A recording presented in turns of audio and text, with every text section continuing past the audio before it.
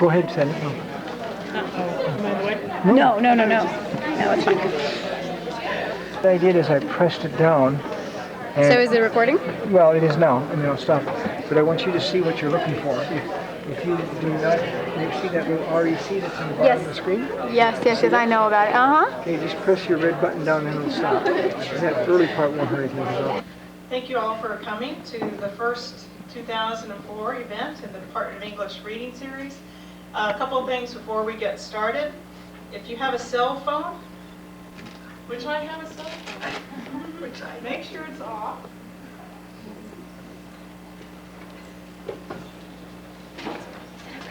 Here, check it. Join me in checking your cell phone. Is that good? Good. What do you think? All right, and then after He said it was After the reading, Ms. Bosslaar would be happy to take any questions that you have. And then following that, we'll have books for sale up front. And of course, she'd be happy to sign those for you. All right, I'm honored now to introduce to you Laure-Anne Bosslaar. Ms. Bosslaar grew up in Belgium and moved to the United States in 1986.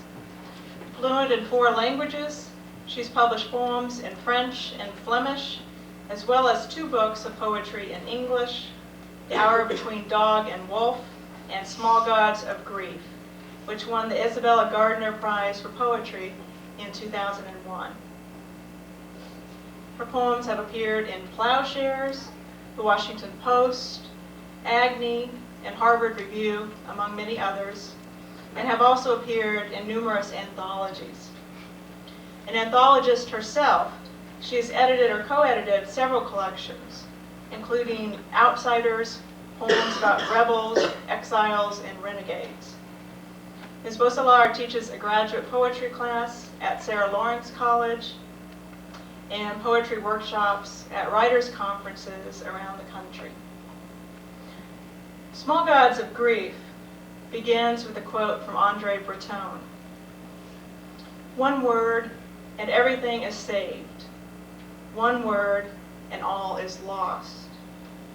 And as this opening suggests, Bosslaar's work is intensely aware of the power of language, the human desire to save and be saved, and the damage even a single word can leave in its wake.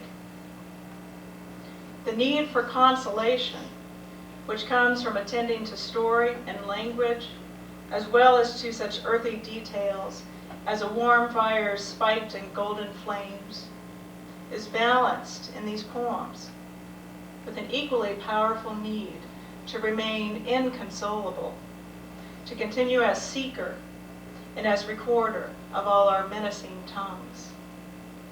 For the world where, as in one poem, a woman driving across Harvard Bridge is overwhelmed by the beauty of the sun drowning in the river like the spent fist of a sinking god, is the same world which is punctuated not just by those angrily honking behind the awestruck driver, but also by sexual violence done to the child speaker of another poem, by the father in yet another, a Nazi collaborator who made his money selling iron and steel to rebuild Europe after World War II, what he calls the good war. The war has changed nothing in his own city, he says, only pigeons and rats instead of Jews. Prejudice is a language like any other. One can become fluent, or one can refuse to speak it.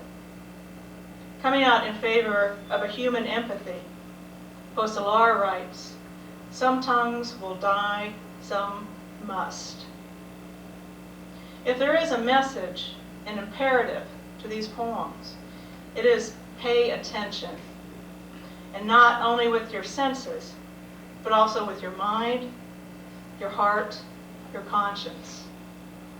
In the final poem of the book, the speaker, weeding in her garden, pauses, knee-deep in lavender.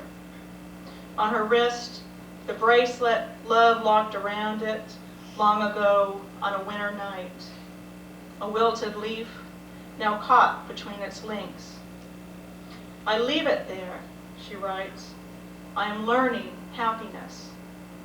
And this is where she leaves us, this, the last word, in a book so aware of how a single word resonates, and what is possible if only we attend with all of ourselves, both to word and to world. I'm very happy now to introduce you Laure-Anne Bosslaar.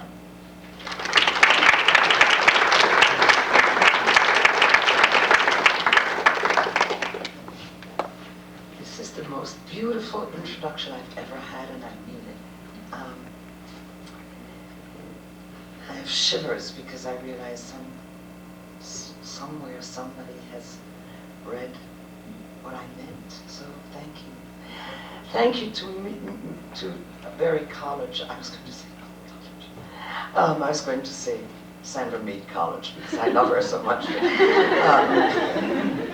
Thank you also to Berry College for hosting me. I have the most lovely cabin, toasty and warm, and I see deer in the morning and deer at night. And coming from New York City, the only thing I do have to say against this college, and I'm very disappointed, is that there isn't 63 degrees and sunshine. I thought at least they'd do that for me, but no.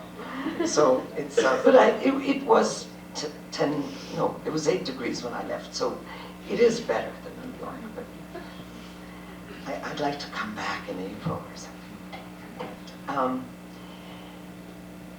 Dr. Meek said that in some poems that there is a speaker who talks about her Nazi collaborating father.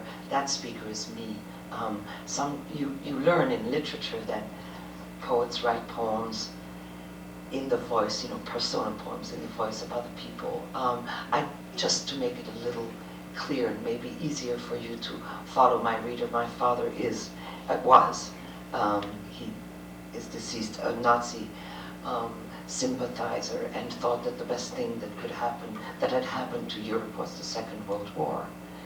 6 million Jews dead, perfect. That was exactly what had to happen. So it's a heavy backpack to have on your back, and what I've been fighting for ruthlessly and passionately is any kind of discrimination. So you might hear that in my work, but I'll also try to lighten it up here and there. But is it Jeremy who put my bottle there? Who? Alex. Alex, thank you, Alex. Where's Alex? Thank you, Alex. I needed that. No problem.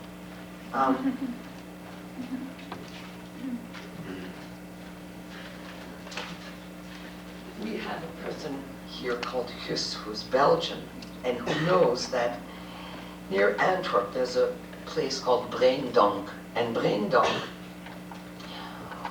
was a sort of triage center of the Jews that were caught in the Antwerp region, who were caught in the Antwerp region, and they were sent to Breendonk, and as a triage then were sent further to concentration camps in Germany and Poland. So you should know that Breendonk is that camp. The French students will know that the word Dieu is God in French. The feather at Breendonk. I am praying again, God, pale God, here between white sky and snow, by the larch I planted last spring, with one branch broken at the elbow. I pick it up and wave winter away. I do things like that, call the bluebirds back, throwing yarn and straw in the meadow, and they do come, so terribly blue. Their strangled kiu, kiu, echoing my prayer, Dieu, Dieu, the same Dieu who stained the feather I found in the barbed fields of the Breendonk concentration camp near Antwerp in 1952. My father tried to slap it out of my hand. It's filthy. But I held on to it. I knew it was an angel's. They only killed a few Jews here, 700, 800 maybe. So I waved their angels away with my feather, away from my father, away from the terribly blue skies over the Breendonk Canal, where barges loaded bricks for Antwerp, where my father loaded ships for Rotterdam, Bremerhaven, and Hamburg, and Antwerp grew, and the port flourished, and his business flourished, and all the while he kept repeating, that's all we needed, a good war.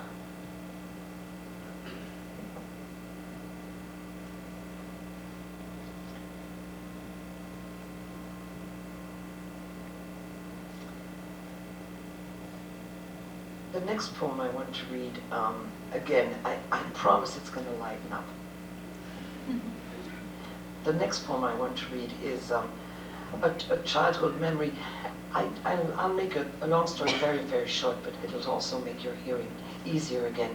I was born a girl, remained a girl, and chose to remain a girl. My parents wanted a boy, so when I was a few months old, they gave me to a foster mother woman who took care of me. And then when I was 4, they put me in a nunnery. I escaped that nunnery when I was 17 and have been happy ever since. From time to time, my parents would come and pick me up for a wedding, a funeral, or a family event, or some special occasion. Let's say maybe maximum 3-4 times a year. So I will read poems where I talk about the nunnery. Please know that I stayed there year in, year out. It wasn't a day school. I just stayed there all the time.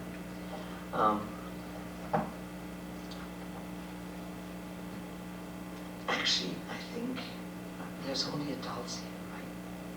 Yeah. Well, there's a time, but I'm not sure she'll understand. The Radiator. Bruges is a little city in Belgium, and it has canals. It's called the Venice of the North, and that's where our friend Just is from. The Radiator.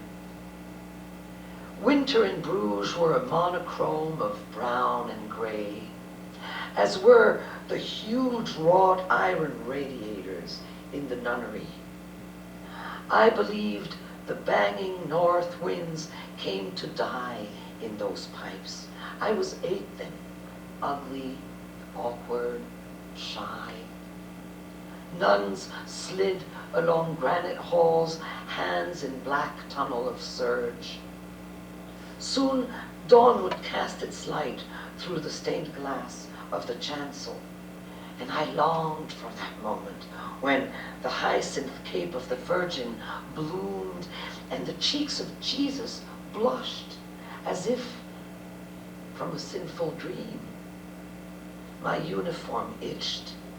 Knitted socks stopped an inch under the knee, and my flannel skirts half an inch above. My thighs were chapped from rubbing on benches and stiff sheets. At 5:45 a.m., we stood at the chapel doors in shivering rows of 3. I was cold, always cold during those interminable Catholic winters. Mother Marguerite was late that day, and the radiator was banging next to me. So I lifted my skirt, jumped, and straddled it, warm thighs against the lukewarm metal. Annabelle pointed, "I'll tell on you." Judith whispered, "You'll be punished." The door opened, and I froze, Like a mad magpie, Mother Superior's cornet flapped in my face. "Get off there, immediately," she croaked. "Forgive me, Mother, but why?" Her knotted fingers were ice on my wrist. "It gives ideas," she said. I didn't look at the Virgin's Cape that day, or at Jesus blushing. I couldn't figure out what Mother Superior meant. Years later, in the back of a black Peugeot, I understood. It was forbidden and warm.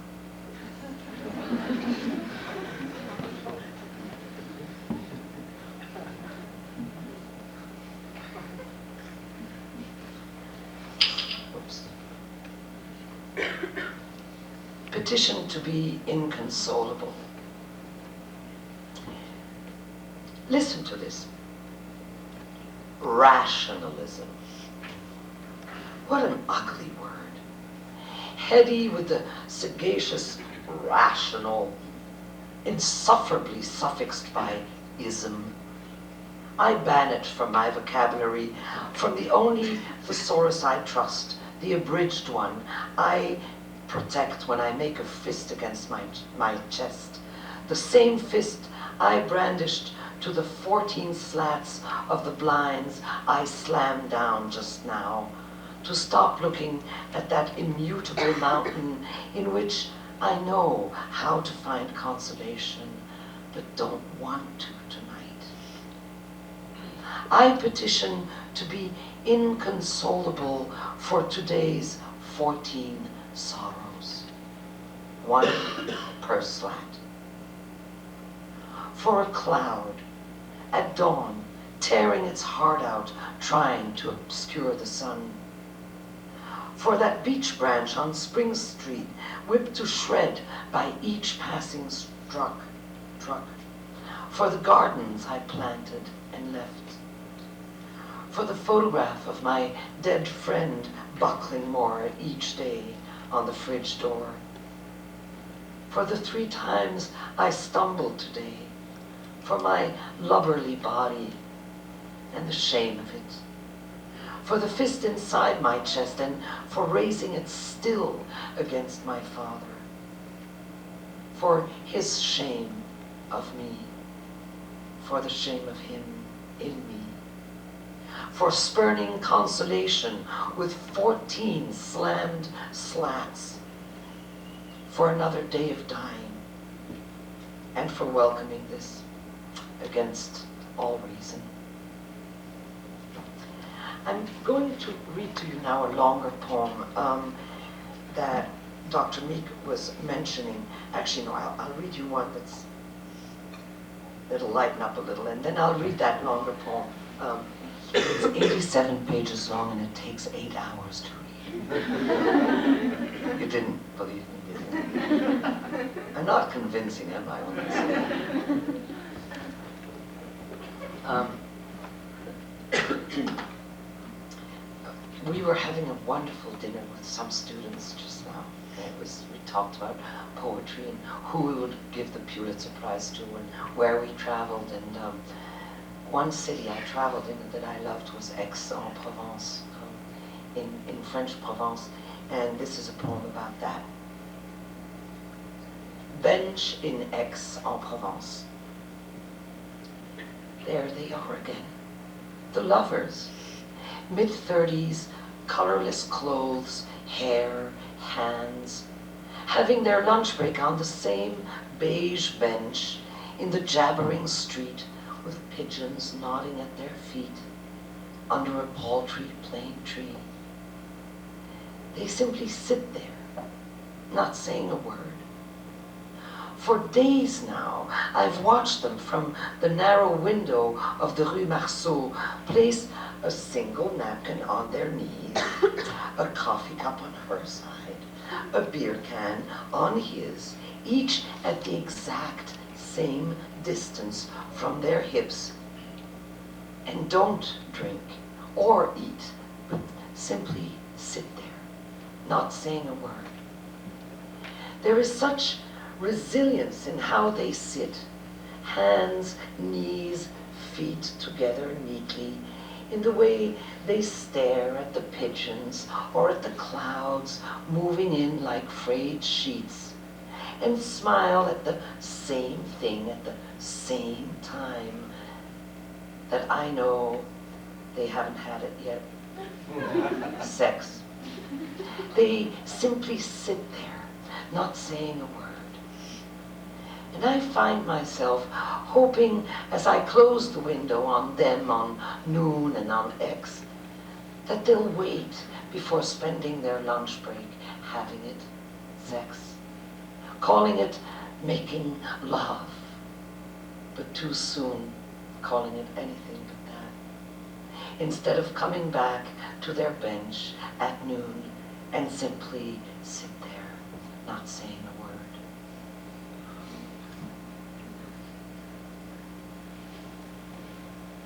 Okay, here comes the pièce de résistance. I really wrote this poem because I think I'm 60, so I think it's my responsibility as a child of the generation of my father, the generation who turned their heads away or helped get 6 million Jews, and also gypsies, and also so many other people just slaughtered and put in gas chambers. We have to remember this. We have to not allow this to happen. And I'd just like to tell you that it is happening. It really is. In maybe smaller ways, but any kind of discrimination, any kind of choice like that of saying, you know, I'm part of those, and I'm white, or I'm this, I'm that. One word and everything is lost. One word. So let's eradicate some words from the dictionary. So this poem is a poem that is made out of parts, but each part is a poem in itself. And I hope that the series make one larger poem. It's called 7 Fragments. On hearing a hammer pounding. The only thing you have to know, and our friend would be able to translate it, is that Joden in Dutch is Jews. It's the word for Jews in English. Each part has a title. May 31st, 2000. I sit by a large pen and journal in my lap, 2 suns in my tea. The lemon slice is the brightest. Tannin clouds the mug's sky. Today's fate still steeps in its leafy depths.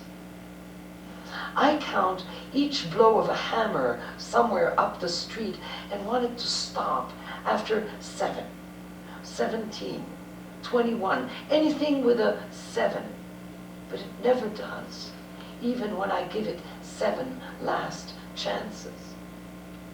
I need an augury, a sign, to help me believe that that pounding means something good. Antwerp, 1947. My parents, hoarding profits from what they call the good war, are happy. 1 million hammers, 10 million nails are needed to rebuild Europe, and my father sells iron and steel. One's misery is another's happiness, he says, as we drive through Pelican Street and what had been the Jewish Quarter. I'm 5. 50 years later, I remember. Winds blew dust and ashes through the empty bellies of bound houses. Some walls still stood for no one.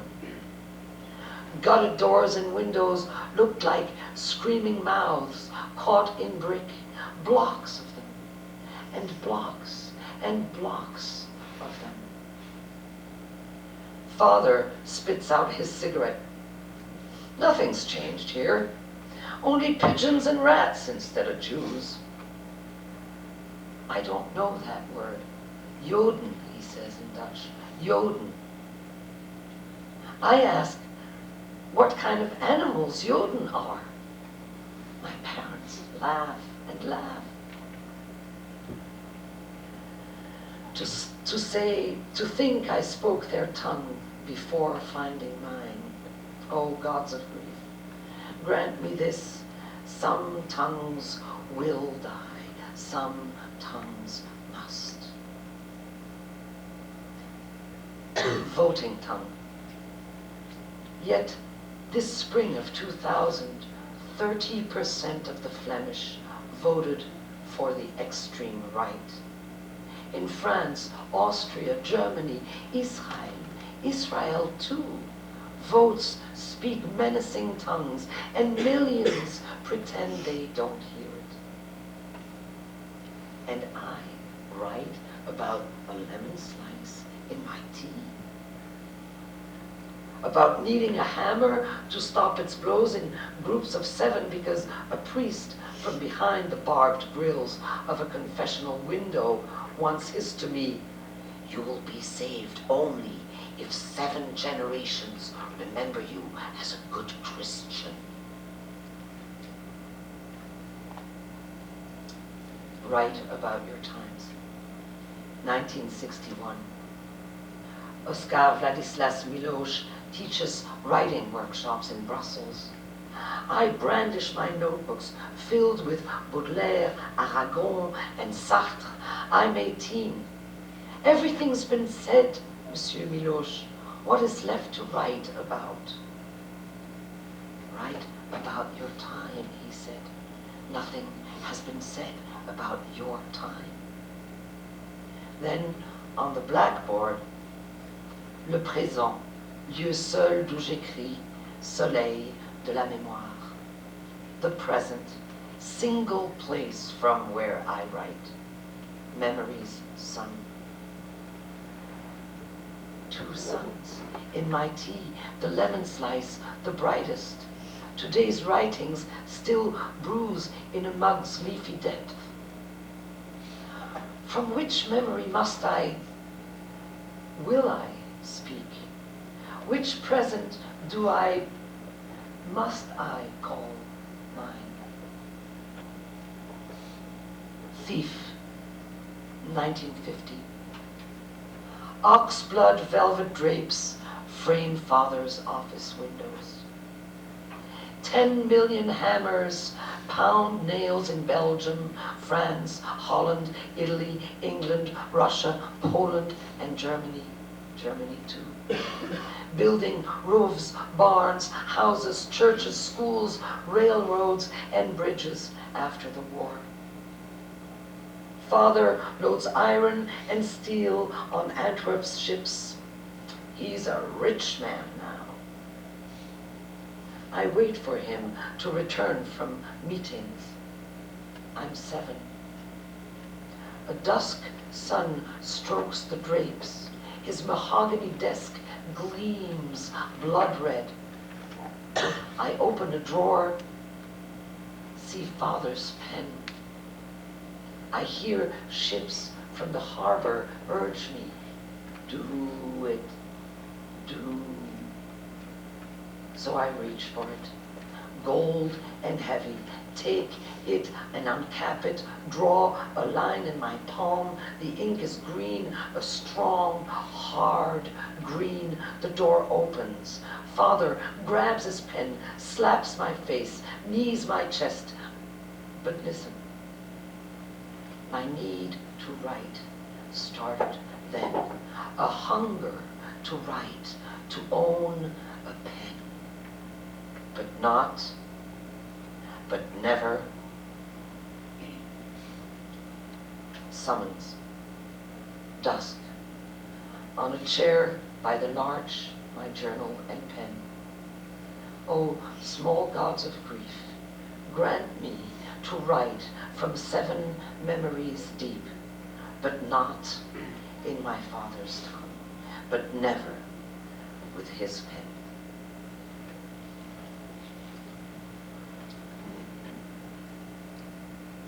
Okay, lighten up, lighten up.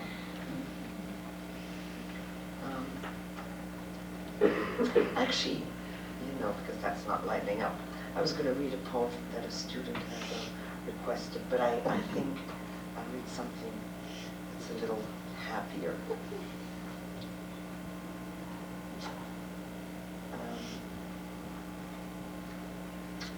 I didn't read After a Noisy Night this morning, did I? No? No. I did? I did? Okay, so I won't read it, okay, because that's I will try to find a poem about my neighbor, Mr. Pazzotti. I used to live in Cambridge, and I had a neighbor called Mr. Pazzotti, and Mr. Pazzotti was Italian, and Mr. Pazzotti had a fascination for garden ornaments. He really liked garden ornaments. And what he had done, which he was very proud of because he thought he had a great imagination, is that he had bought an old bidet. You know what a bidet is, right? And he had planted the bidet where the things are, the faucets, faucets, right? I always say soffits for some reason. Faucets are in the ground so that it looked like a little niche, you know. And he planted that, and then he had put a little religious sculpture in it. And I mean, he loved that. He was very, very proud of it. And then every single holiday or occasion, Thanksgiving, Easter, fall, the first day of spring, he had these special flags and decorations in his front yard, which was about, I'd say 12 feet deep, you know, from the sidewalk. And so there would be all the, and he'd be busy and build it all up, and then he had to take it all down, and then it was Easter, and he had to put all the eggs and the rabbits, and they had to take it down. I mean, the man was busy. He was in his early 80s, I think, and I loved it. I had a crush on Mr. Pazzotti. I loved Mr. Pazzotti. Anyway. But this I didn't like. This I thought was really hysterical. So I'll read this. It's called Plastic Beatitude. Our neighbors, the Pazzottis, live in a long, narrow, canary yellow house with Mrs. Pazzotti's old father, their 2 daughters, their husbands, 4 kids, a tortoiseshell cat, and a white poodle.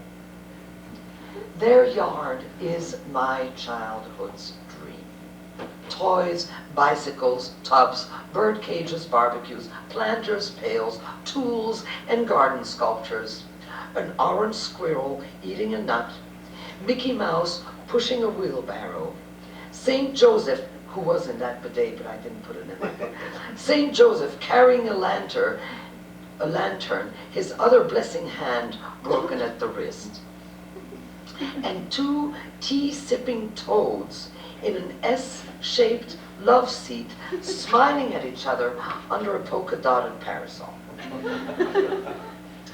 On the yellow railing around his deck, a procession of 9 pinwheels.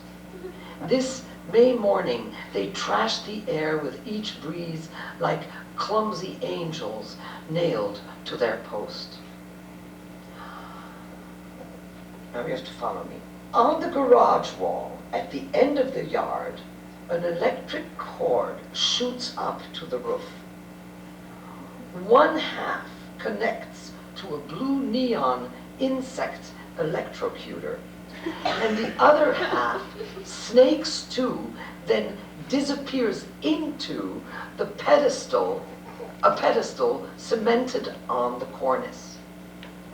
And there she stands, in plastic beatitude, and 6 feet of it, the Madonna.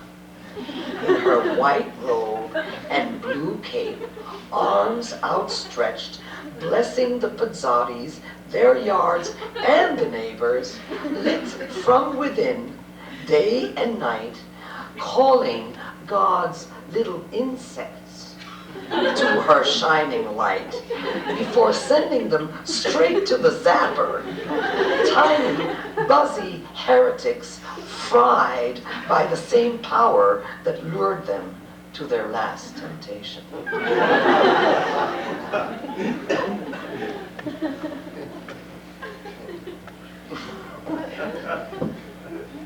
I swear to God, Mr. Pizzani. And he gave me a different name we lived there for 7 years. He goes, hi Maria! Hi Martha! You know, and I mean, every name you can imagine. None of them starting with an L or anything. I mean, you know, Sandra, anything, but not Laurent, ever. Okay. Not many more. Here's another one. This is, I don't know if you have this in the South, but all over New England, there is a major trucking company called General Overnight Delivery. The initials are G-O-D. And they don't write General Overnight Delivery. And you've got hundreds and hundreds of truck with God, 1-800, you know, and their number. I mean, so this is a poem about that. God's trucks. I'm not making this up. They bolt through traffic all year long. God plastered in black on their fronts, sides, and backs. Letters spaced by periods big as brake drums. On rigs rolling all over town for guaranteed overnight delivery. 6 to 18-wheelers, Volvo engines, Bendix brakes, dispatched across New England's gritty roads and city grids, loading kayaks, anoraks, corn or petunia, kept track of on God's ledger for overnight delivery guaranteed. Why did I not think of it before? It's been in my face all this time, for Christ's sake. Their 800 number is the one to call. No more shrinks. No novenas and my rosaries clicking like phones hanging up. I'll call them for a date with guaranteed overnight deliveries, roving rep. I'll show him my load, how it piles up, how it weighs, chokes up my days, sign a contract, I'll swear I'll pay overtime, taxes, tonnage, and tips. Anything you charge, sir, is okay, I'll pay. But take it away. Deliver me overnight and guarantee it.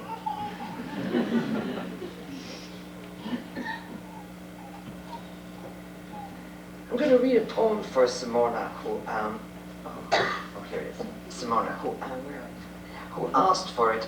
We were having an informal talk in a most beautiful formal place, a big living room with a fire. I really feel very honored to have been invited, but anyway. And Simona was asking, you know, how do you treat really difficult material? Like some of the material I treat, sex abuse, violence, anti-Semitism, racism, hatred. How do you treat it without falling into sentimentality and things like that? And so I told them what I rarely tell myself. I should listen to myself when I talk to students, like, you know, instead of... Anyway, long story short, I've been trying to write a poem for 32 years, and I have never been able to write it. And about 10 days ago, you're studying form, aren't you? Alex, you're Yeah. studying, yeah. Well, this poem that I was unable to write because the subject matter is so painful and difficult, I wrote a pantoum. And the pantoum, which is a very strict poetic form, which is extremely limiting, you have no freedom, and you'll hear it because it's a repetition all the time, but a rolling repetition. Line 1 and 3 are repeated in line 4 and 6, and it rolls on like that. I think I'm right. Never mind. If you want to know how it works, go look it up on Google. You type pantoum and they'll give you the rules. So here's the poem, and I'm reading that for you, Simone. It's called Stillbirth. On a platform, I heard someone call out your name. No, Laetitia, no! It wasn't my train. The doors were closing, but I rushed in, searching for your face. But no, Laetitia, no. No one in that car could have been you, but I rushed in, searching for your face. No longer an infant, a woman now, blonde, 32. No one in that car could have been you. Laetitia Marie was the name I had chosen. No longer an infant, a woman now, blonde, 32. I sometimes go months without remembering you. Laetitia Marie was the name I had chosen. I was told not to look, not to get attached. I sometimes go months without remembering you. Some griefs bless us that way, not asking much space. I was told not to look, not to get attached.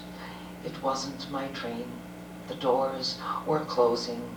Some griefs bless us like that, not asking much space. On a platform, I heard someone call out your name.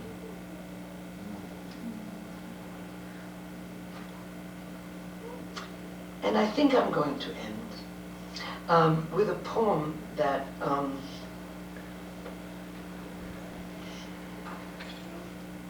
expresses my gratitude to the United States of America, but I would like you to see between the lines, if the United States of America, who are so criticized and so often, if you hadn't been here, I wouldn't be here.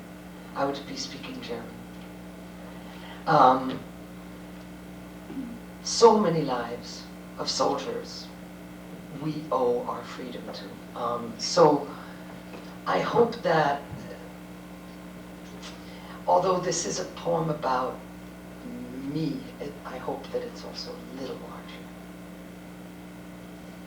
larger. I'll give a brief introduction to this one. When I moved to America in 1986, I moved to Colorado, where Dr. Meek is from. And this is a funny thing about the little village where I lived, way up in the mountains, is that it's very hard to move anytime, except from mid-October till end of November. Why? Because from the 1st of December on, the movers are ski teachers. Then there's the spring that starts in April. All the ski teachers who've had it with snow all go to the sun. They go to Hawaii or they go somewhere else, but they do not stay in the valley. Then they come back, and what do? They work with the sort of resort industry, or they are cowboys, and they bring the herds up in the mountains very high, or they are White River raft guides and things like that. So then in September they take off again, see their family maybe. And then finally, between October 15th and end of November, they're movers. They move stuff. So you have to catch them at the right moment. So it was Thanksgiving, and it was my first Thanksgiving in the United States of America, and I had no clue what it was. No Thanksgiving in Europe, so I didn't have any idea. And poor Kurt, my husband, is saying, okay, you take the turkey. And we were following him, and he had told me what to do, and I was looking at the recipe and putting onions and raisins. I mean, you know, I was up to here, didn't understanding what I had to do. And the door opens, because we lived in such a safe village that there's no key to the door. And the door opens, and this, 18 foot and 3 inches guy comes in with his hat and says, "Inventory." And me, still speaking a little bit like that because my English wasn't very good, I'm going to go get my husband. And he says, no, the inventory. I'm going to get my husband. So anyway, I run to get my husband, and I say, he's saying something. He wants something. What the man wanted was an inventory. Now, I don't understand words like that when they're spoken that way. I mean, if he had said inventory, I would have understood. I'm joking with myself. So anyway, and he didn't say inventory. And so Kurt and he discussed things, and I went to my writing room and wrote a poem, still in French at that time, and I translated it. And the poem's called Inventory. Thanksgiving today, soaked with sleet. No sun for 6 days. 6 is the devil's number. I have looked through this window at these American skies for 2 times 6 years, which isn't true, but I needed it for the poem. My wall is covered with photographs of distant friends. This is my 3rd garden. The first 2 blossomed in Belgium, where there is no Thanksgiving, where my father is buried, where I was raised and raped and worked, where I had 5 lovers but loved only 1, where I gave birth to 3 children, a blonde son, a dead daughter, a blonde daughter. Shadows grew in my first garden, 2 larches in the second.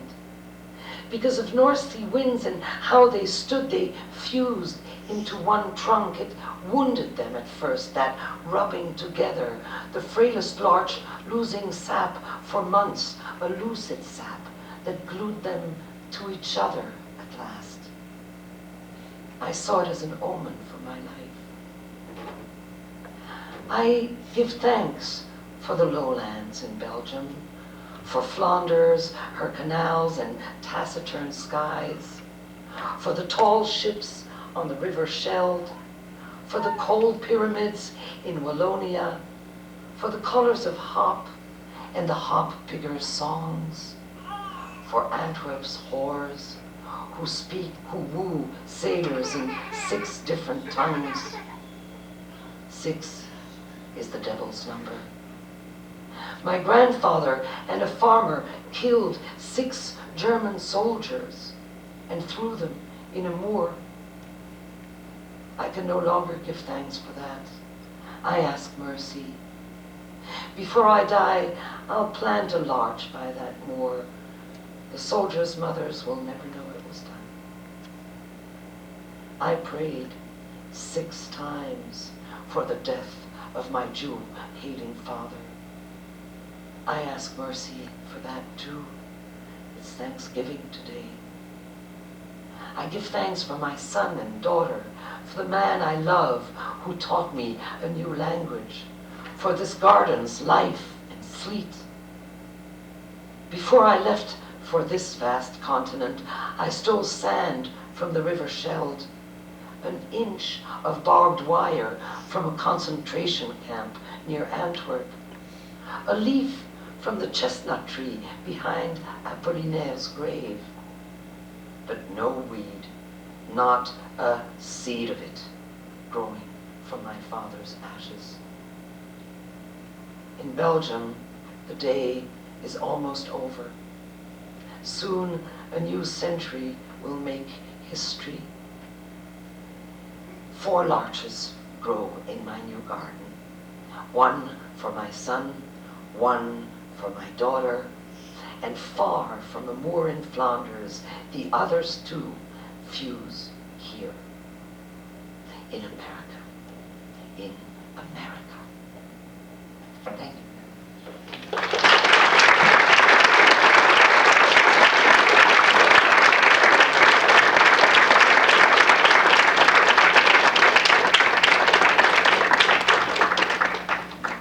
you. Bring her back, it's okay. Little sweetheart. Hi. So sweet. Bring her back, it's fine. I want one like that. And my son is married and I want one like that. And then he says, Mom, we're working on it with pleasure, okay?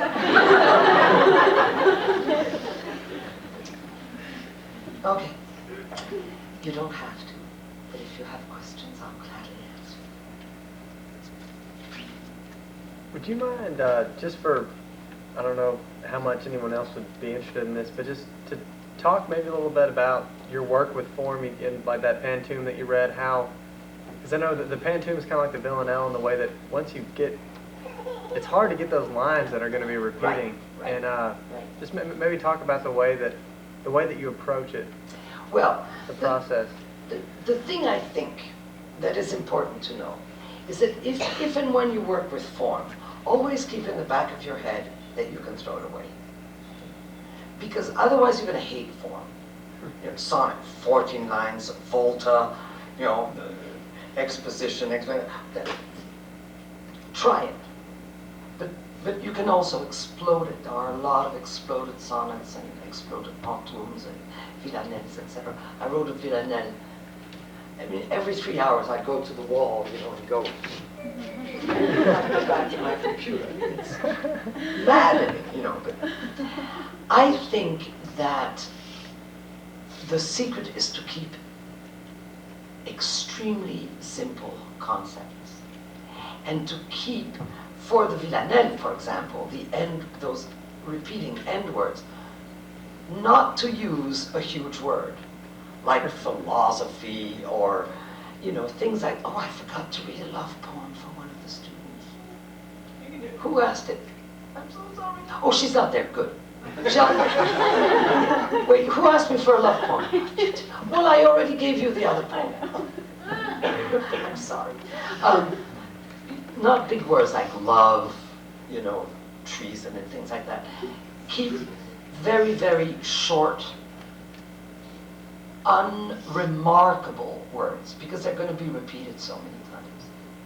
In the pantoum, what is wonderful with the pantoum is that the pure pantoum, you only have a certain number of lines, and you repeat every other line, rolling down until you come to the first line, again at the end of the poem. On the platform, I heard someone call out your name. So you don't have much you don't have much space for new information. So that information better be extremely clear and not sentimental, because otherwise you fall on your face flat. You know, how many tears did I cry? Well, if you're going to have to repeat that 6 times, it ain't going to work. You know, I mean, so you have to keep language simple and clear. And also be careful not to play too much with rhyme or off rhyme. That was funny, wasn't it? Yeah, that was the funniest one yet.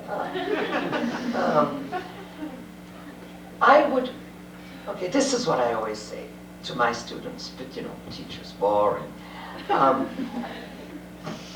Pianists, ballet dancers, visual artists, sculptors have to learn the rules. For years, the ballet dancers do their exercises at the bar, you know, and then they learn the classical steps, and then they end up maybe in a most modern ballet doing this, you know, which has nothing to do with, but they had to go through the school. Pianists, the same thing. Years and years and years of practicing. painting, drawing the nude, another nude, a third nude, a fourth, and the flower and the face, and then the face without the flower, and then the flower without the face. I mean, boring, right? No, it's learning the rules. It's learning that knack. Poetry. So you think that you're sort of going to sit down and write a poem in 22.5 minutes and go have a beer? You know, I mean, I have poems that have so many drafts I'm ashamed of it. 37, 47, 51, 28. The best, I think, is about 11 or 12 drafts. Never less than that. And I mean drafts. I don't mean I change the comma, now it's a new draft. I mean drafts. 3 stanzas out, 4 added, 1 out, 6 added, you know, that kind of work. Not in stanzas anymore. Long lines, short lines, couplets, triplets, pantoum, not pantoum. Does that answer your question? Yeah, very well, thank you. Good. Yes. You mentioned earlier, I think it's the teacher's name was Maritain. You said it was Maritain, is that right? Oscar Vladislas Miloš. Oh, Miloš, Miloš, I recognize yes. the name. But he said that your generation hadn't said anything, and obviously you're saying something now. You feel a kinship with other Europeans. You know, when I think of the generation of American poets born Yes. in 1950, and they grew up in this land of plenty. Yes. And, it James seems Brown. like such a different set of themes that have come out of the American generation of poets writing. Do you feel a kinship with your European generation of poets? And what are do they share your themes of concern with? Well, you know, my situation is so odd. You see, I came here when I was 44 with a baggage, with a life. 44, you've had a life, you know, already. That I had to translate in a new language and speak about this specific experience to a country that I didn't know and that I knew, except for this, I mean, it's the first time since 1997 I've been reading that I meet a Belgian man who's from my generation, who was raised in a monastery, in a Catholic boarding school, you know, like... Not raised, I entered the monastery. Oh, you entered it? 20 years old. Oh, okay, so you weren't raised, okay. But I mean, a lot of common things. So, the experience I'm trying to, the stories I'm trying to pass on, and why I write so many narratives, because I'm tempted by the lyric. I love the lyric more than the narrative, but I feel responsible, so I have to write the narrative, is to really address the ideal reader for me is the students, young people between 15 and 30, so that they remember the situation. Poetry today in France, not in Flanders, there's a great poet called Herman de Koning who writes extraordinary love poetry and lyrics, never speaks of the war, never speaks of anti-Semitism. I don't know poets who do. I mean, it's odd because you look for poems like Yusuf Komunyakaa writes about Vietnam. As an American in Europe, the war, I think, was so filled with shame and fuzziness and ambiguity that they sort of put it behind them. It's not going to happen again. Let's move on. You know, they had that attitude. And I'm going, no, wait.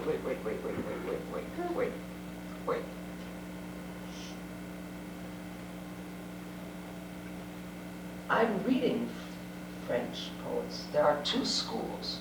One school of absolute postmodernism. You don't, you know, it's giraffe, garage, oh, now, mother. You know, so I'm not particularly moved by it. I don't think it's very political, and I don't think it's trying to send a philosophical message to the world. I may be wrong, but I'm not wrong.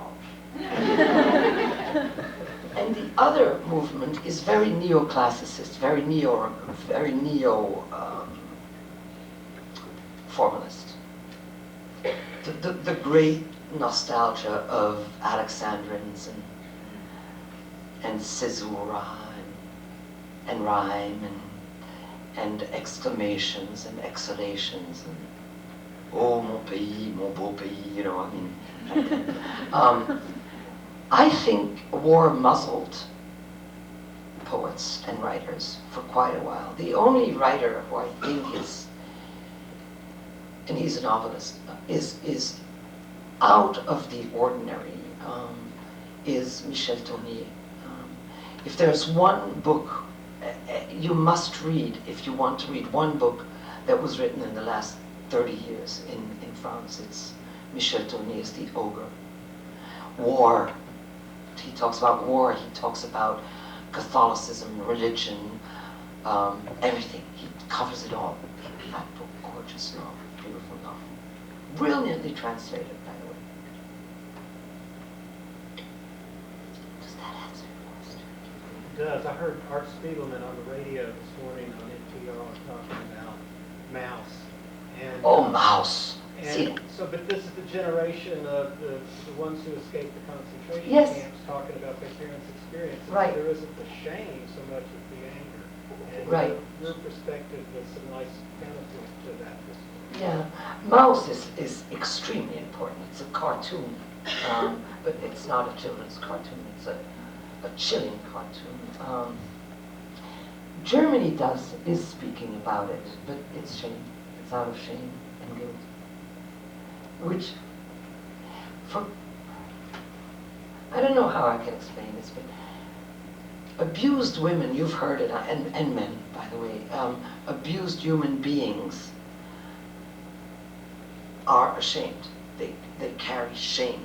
They're ashamed that they were abused. And people who haven't been abused say, but why are you ashamed? It happened to you. I mean, you did nothing wrong, right? There's this odd switch that goes off in your head. I think the Germans are still in that place of shame. Hopefully the generation of the students I'm talking to tonight has gone past it. But the two generations after me, the men and women who are 40, who are 50, and the men and women who are 40, still sort of, I'm German, but there was no Nazi in my family, you know, that kind of attitude. It's a familiar attitude in the South. It's history of racism. There you go, same thing. Same thing. I mean, I tell you, I don't think I have sobbed as much as I did last Monday at Martin Luther King Day. I was teaching at a writers' conference, and the director celebrated Martin Luther King Day and showed a slideshow of the hangings and lynchings. And in the back was Billie Holiday's singing Strange Fruit.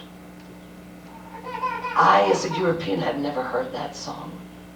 So can you imagine seeing these postcards and black and white photographs going on and off on a screen, and Billie Holiday singing Strange Fruit, and there was my father. I mean, it was like, there it is. Had my father lived in the South, same difference, you know. And but we must continue speaking of it, but we also must have an energy of non-shame, of the energy of, this is in the past, dude, you know, instead of, look, this isn't the past, this isn't the past. That energy doesn't help.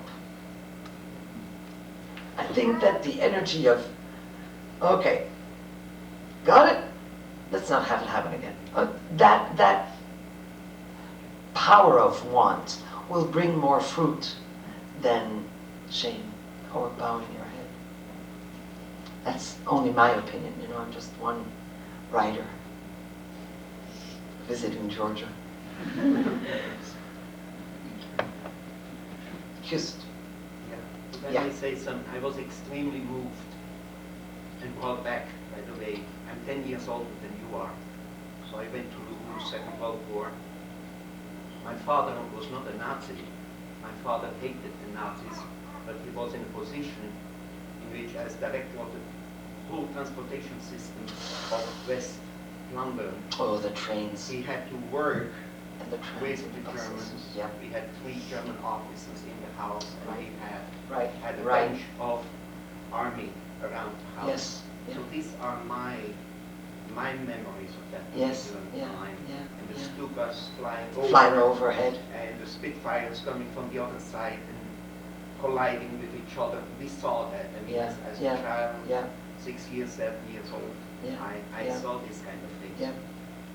I was moved by the way you presented this chaotic world Yeah. of that particular time. Mhm.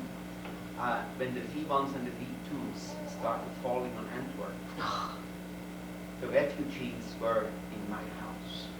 Really. Over 100 refugees came Right. and slept Right. around the house. Those walls that stood with nobody, with nothing. I mean, These are similar Good. experiences, Yeah. but a little bit from a different perspective. Thank But you. It brought up so much for me. Oh, thank you. Thank you. I think I'm now going to listen to Billie Holiday for my next book. You know, I've told this story, I'd like to tell others now. That song, Strange Fruit, if you don't know it, oh boy. Huge. And I heard that Billie Holiday only wrote 3 or 4 songs. She sang other people's songs, but Strange Fruit is a song she wrote. Thank you so much for coming, all of you. Thank you very, very much. Thank you.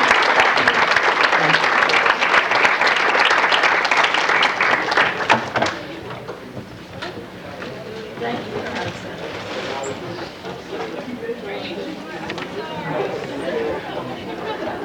Alex, do you want to take that down? If you want to take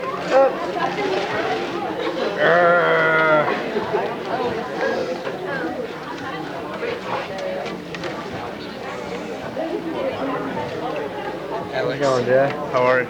Pretty good, man. Good. Hey, I need to check on that headlight for Greg's car. Oh yeah, the and left neither of his, one.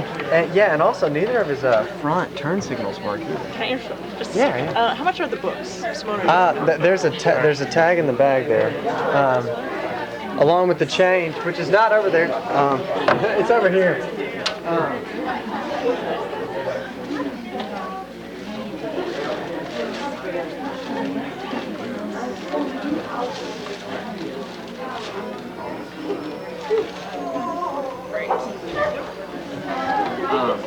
Yeah, neither of the front turn signals work either.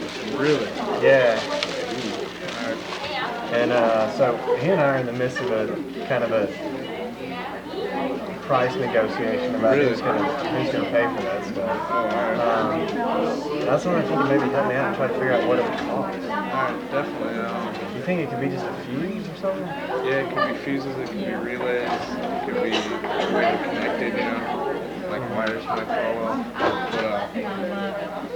So it could be a fairly simple thing. yeah, either way, it's probably not going to be too expensive. Okay. Like, the most expensive part is probably the bulb, and it's like $3. really? So I can get connections and stuff for free, like wire connections. Okay, So cool. I talked to my dad about it, because like the electrics part is one thing that decided not too much. Okay, cool. Yeah, so just, I guess, talk to your dad or whatever you need to do, and whatever time's convenient for you, if you just come by, because the car's at my house right now. Yeah, it's all there. Yeah. Okay.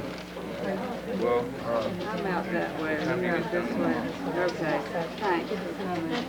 4:45? alright, we'll give you a call around 5 or something. Cool, man. Thanks, that'd be really great. I appreciate it. Have a good night. Yeah, you too. Take care. Right. What's up, sir? Nothing. Still videotaping? No. It's off.